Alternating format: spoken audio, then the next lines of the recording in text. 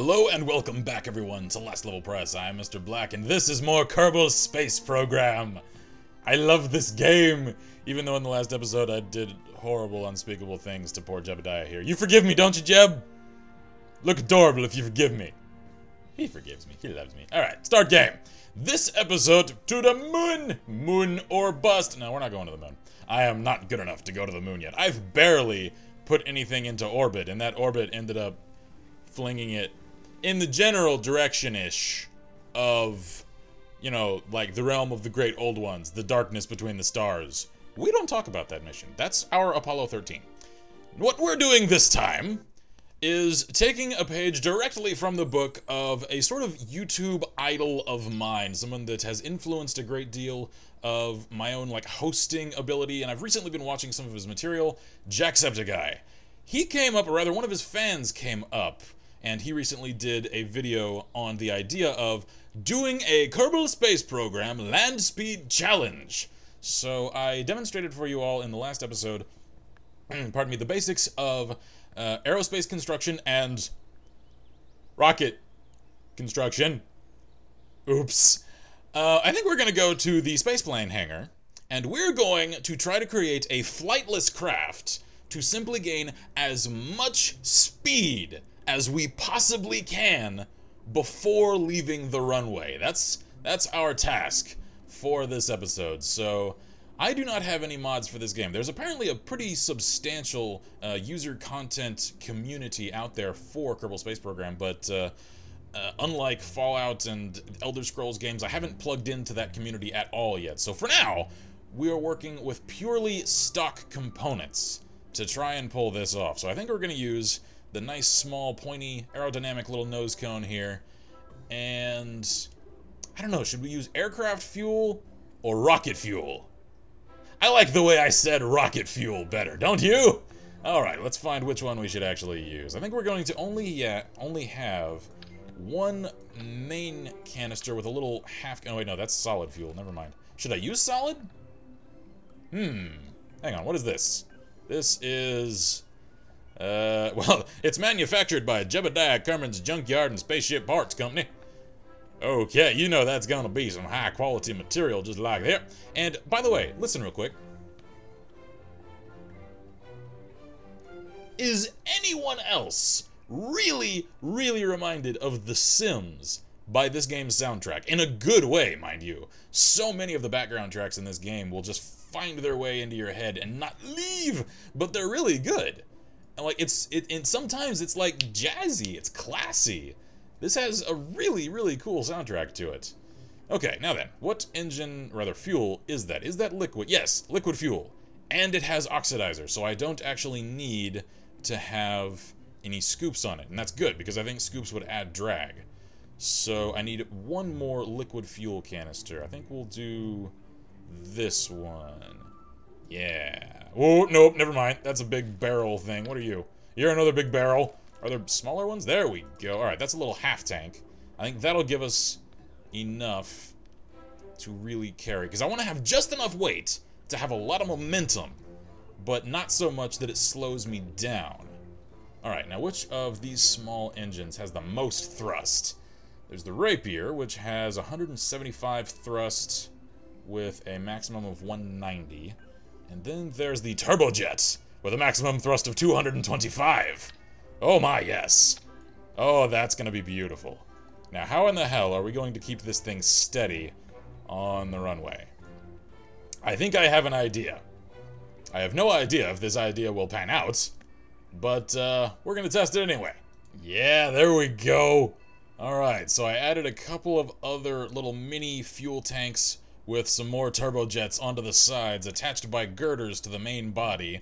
That way I should stabilize out a little bit, but I'm not just adding dead weight out onto the... Good God!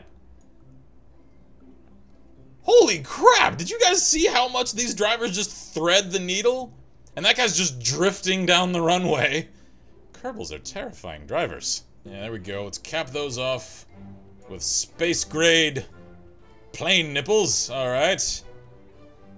Would you do me? There we go. Alright, I think they're fake, though. Those are really pointy. Just saying. Alright, so now that we've got our space nipples, and now we're all actually balanced out. What do we need? We need wheels! A little something to not just scrape along the runway. That might help just a tad.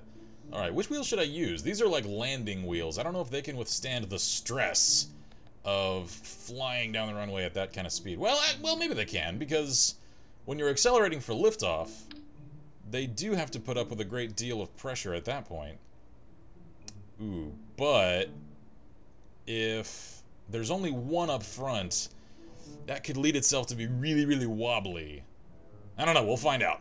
Let's just see what happens with one. If I need to add more later, we'll do that. And... nope. Okay. Just like in the last episode with that plane, I'm gonna have to flip this one around. No! No! No! No! There!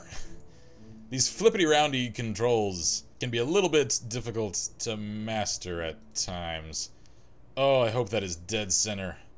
Because if it's not, I'm gonna know about it pretty soon. There we go. Yeah. There's the jazzy background. I love this track. I'm not even gonna cut this part, so you guys can enjoy. This is such a classy background track. Alright, so we're gonna leave those so that they're angled to the back, because you don't want to do what I've done a few times, and accidentally have your wheels too far forward, so that when you start to tilt back on liftoff, you literally scrape your engines off and destroy your entire aircraft. I would definitely be able to warn you about that from first-hand experience. Alright, so now they're angled outward. So, yeah. Alright, that's gonna actually drive me into the ground just a tad. And hopefully not fall over. That's wide enough, I think, that I shouldn't be wobbling over at least. I think I'll add one. Well, no, I can't add one more, because if I add one more to the back just to make sure, that'll be taller than these and it'll make me wobble. So we're just gonna have to put all of our hope into these three wheels. Alright, well, let's give me some stabilizers so that if I need to make little adjustments to, you know, not fly off of the entire runway, I can do that. And, well, that just looks dumb, because they stick out over it. Oy! Alright, fine. I'll do them here. I wanted to give them, like, the cool SR-71 configuration, but no. Game just won't let me. Alright, I think that'll allow me to make both lateral and vertical adjustments. And since I don't actually need to fly this thing, that should do. Alright, what are we going to call this? We are going to call it, given its really attractive appearance here, we're going to call this thing the Hooter. Oh yeah, classy. Classy. Well, you'll notice, we're going to say that that's named after an owl. That's what we're saying. Because that's kind of a theme amongst a lot of my other aircraft. I won't show them to you in this episode. I may do sort of a revisiting the learning process episode later on, but a lot of these, you can tell where, like, the base game planes start and where mine begin. You get these classy names like the Albatross, the Raven Spear, and then you get down to the Angry Mongoose, the Rowdy Parakeet, the Space Pigeon, and my favorite, the Wily Swan. Yeah, oh yeah, I'm super classy with my names. Now then, Hooter, it is time to hoot, let's launch! I do not plan on whoever is piloting this living through the ordeal. I am a terrible, terrible person when it comes to my Kerbals. Oh, and fittingly enough, it would be Jebediah, our resident daredevil. Well, Jeb, you ready? Yeah, he's ready. Look at that smile. He's like, yeah, bring it on! Okay, you asked for it. Let's go. Go. Shit! Okay, I don't know what happened there. My engines just didn't fire. Are the turbojets... do they only take non-oxidized fuel? Maybe? I don't know. It says it's manufactured by C7 Aerospace Division. If you hadn't noticed already, this shares more similarities with The Sims than pure sound design. It actually, in all of its products, features little semi-satirical little descriptions, which I suppose, as they become relevant, I'll read for you all, as I have taken to doing in a lot of my series. Let's see, the turbojet is a highly advanced turbine engine using space-grade materials for very high performance. This new model features the latest in thrust vectoring and compression technology. This engine is designed to operate best at higher altitudes and speeds, and engineers from C7 Aerospace assured us all those leaks stop once it gets up there. Oh great, so that's essentially an SR-71 engine. Nice. Alright, well, apparently that does not want to work for me. So we're gonna take the turbos off, and I guess we'll try out the rapiers and see if they do any better. Because, you know what? No, never mind. We are using oxidized liquid fuel. What's oxidized liquid fuel used for? It's used in real rockets. We're using a rocket engine. Yeah. Oh, why doesn't it let me do it on both sides? I've got symmetry mode on. Oh wait, no I don't. What the hell? No, put it on there. Put it on there. Stick the rocket onto the fuel. Hang on. Alright, I think I fixed it. I had to discombobulate almost the entire aircraft, or rather landcraft, to do it, because I had to take off my wheels and my wings and everything, because they kept clipping and getting in the way. You kind of got to do that sometimes with this game, because the pieces will go together if you layer them on in a certain order, and oh, there goes another crazy again.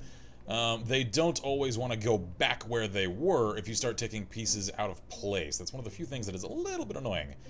Oh, it's a good thing I'm not gonna try to fly in this thing, because that engine sticks out a long ways. As soon as I start to tilt, that would definitely want to scrape off. Hopefully I won't, like, start leaning back anyway. Alright, well, we're gonna save our progress and see if the Hooter will actually, you know, go. Don't freeze on me. Alright, are we gonna stay stable? Alright, it's not leaning back. Good. It's actually relatively stable, and it's already rolling forward. That means it really wants to go. So let's go. 3, 2, 1. Launch! Oh, yes! Oh, there we go. Oh, and we're already sliding over to the right. Okay, there we go. Stabilization. Alright, my wings. No! No! Oh, God! Whoops! Oh! Sorry! Well, that went well. Alright, let's see what I can do to fix that. I'm pretty sure my hunch was correct before, in that having only one wheel in the front is kind of destabilizing my ability to fly straight. So let's see if I turn symmetry mode on and actually kind of scoot these up. It's going to look ridiculous, but if it means I've actually got a more stable front end, that should help. It looks goofy, but let's give it a shot. Let's launch. You ready, Jeb? You ready? Alright, your camera feed is live. You know what, guys? Let's see what Jeb sees this time. Alright, let's go IVA, not EVA. And before we launch, I do just want to comment that I really like the fact that this is actually a part of this game, that you can really go into the Kerbal view. When you really scroll back, it does weird things to the FOV and kind of distorts the camera a little bit, but you can even look down and see your adorable little Kerbal mittens and Kerbal boots. And the fire extinguisher that I'm sure will eventually need to be used. And the life support box that looks kind of menacingly like a glove box. Okay, let's launch! Go! Oh god, it's so much warm. Oh no! No! We haven't crashed. We're alive? We're alive? No! No! Wait. Jeb, you're alive! How do I... Oh. There's a whole debris field. Well, I found the girders that were holding the wings on, and the wheels are still spinning. Jeb, you okay? You got any whiplash there, buddy? Hatch is obstructed, he can't exit. That's okay, we'll dig you out. Well, so far my abilities, or rather attempts, to set a land speed record have not gone well. We haven't even managed to reach the end of the runway. Alright, new plan. New wheels. We are going to try using, like, the buggy wheels, or rather the rover wheels. How big are these? Those are pretty big. Oh, and those aren't gonna point straight because that's an angled surface. Oh, whoa! Holy crap! How big can you make some of these things? That is gigantic! Oh man, I hope I get good enough at this game to actually, like, need to use those, because that's really cool. Okay, well, yeah, those wheels not gonna work. I guess it's really just the landing wheels that I'm gonna have to work with here. That's concerning.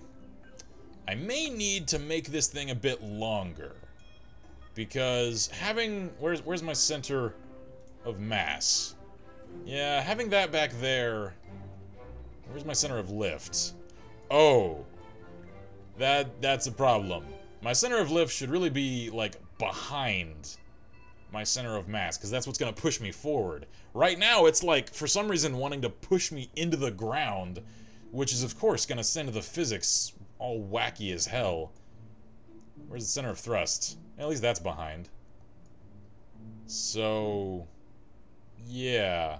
Oh, wait, no. No, hang on. I misspoke. It's not center of lift I should be worried about, because we're not trying to lift. We're not trying to get off the ground.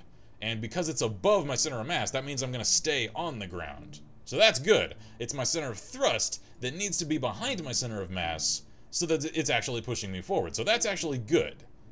And the fact that it is actually a little bit above the dead center of my center of mass means that, again, it's pushing me just ever so slightly into the ground so that I won't come off of it. So that's not the problem. What is the problem? I really think it may just be that wheel destabilizing me. Well, now that I've scooted it forward a little bit, and I think my wheels are a little bit more level now, let's try that. We're gonna at least set some land speed record by the end of this video. I had wholeheartedly set out to be like, Jacksepticeye, I'm coming for you. You with your, like, what was his record? I think it was 398 for his land speed record. I don't think I'm gonna get anywhere near that. Oh, and this is bad. I'm already tilting backwards. Screw it, let's go. Launch! Oh god! Sorry, Jeb! Oh! There goes an engine. I found it. I see it. It's setting a record of some kind. Not land speed, though. So clearly, the Hooter is a failure. I am sorry, old gal, but it is time for you to be retired and replaced by a younger, sleeker, more shapely vehicle, which you shall see. You shall see. Alright, I am excited now to reveal the Woodpecker. So named for the fact that I'm sure it is just going to embed itself into something as soon as it is possibly able. I have scooted my secondary thrusters up to really center my center of mass, a little closer to the middle of the fuselage, and added an underbelly, like, girder to which I have attached some of the buggy wheels, and oh, I just realized, oh, the wheels are clipping into the engine nipple. I don't know if that will actually factor in or not, but let's find out. And of course, Jeb, our ever-ready pilot, joins us once again. Jeb, are you ready? Are you ready, Jeb? Are you ready? Are you sure you're ready? Oh yeah, let's launch. Go! Okay, alright, well, that's not terrible. Oh, she's a slidey one. Oh, she's a slidey one. Uh-oh! Uh-oh! That was better! Ish. We made it to... Is that a wheel? I don't know. We made it about halfway down the runway. So, remember in the first episode when I told you guys that I wasn't really going to show you all the horribly destructive trial and error of learning how to play this game? I lied. Alright, I've made a few critical adjustments. And I've moved. I have relocated the central mass of the wheels more toward the rear to hopefully stabilize the entire vehicle. I have added exterior winglets with which I'm gonna laugh if this thing actually gets into the air if I wanted to actually, like, press the downward flap button to hopefully essentially give me like a spoiler so that I can stick to the ground a little better, and added a rear stabilizer so that if I need to make heading adjustments I can do so a little bit easier. I'm determined! This episode may get to be an hour long, I don't care! I'm going to at least reach the end of the runway! T-3, T-2, T-1. Hey! Who the jerk off? Alright, we're going anyway. Screw whatever the counter says. Hey, we're going straight. We're going, well, sort of. We're going toward the end of the runway. We're gonna make it. There we go. What's our record? 2, 6, 4. Explosion! Okay, well, that actually wasn't terrible. That was a little slippity-slidey, but we reached the end of the runway. Now then, that was actually without me doing what I said I was going to do, and pressing the flaps down. So let's see what happens when I do that. We're gonna try this one more time. Jeb, are you ready? Are you ready? I make way too many Chris Angel references. Let's see what happens. Alright, there we go. Flap down, and, well, it's not quite as wobbly.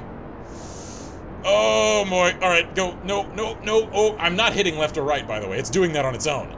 Oh, again, 264 on exit. I know it says 268 right now. I'm really watching closely to what the number is right as I leave the runway. One of these days, hopefully, I'll get fast enough to where I can reach the water. That's kind of a grim goal, isn't it? I want to die farther away. And now I'm curious. As much as this thing wants to move around on the launch pad, and as much as it is starting to actually resemble an aircraft, can I get into the air with this thing? I want to know, and thus, I'm gonna try. Flap up! Flap up! Whoa, that's actually stabilizing me a little bit. That's actually doing more stabilization than flapping down did. Nope, nope, not gonna make it! But we made it to the water! I'm gonna call that a victory. Of sorts. Okay, so, the land speed record challenge didn't go very well. Jacksepticeye still has a point up over me in that regard. But I may revisit this in the future once I either earn a greater understanding of how this whole game works, or once I actually download mods that might actually help me to build more stable platforms with which to rocket down the runway and, well, I was going to say not die, but... So thank you all for joining me for this episode of Kerbal Space Program here at Last Level Press. I am Mr. Black, and as always, I wish you all good gaming and Godspeed.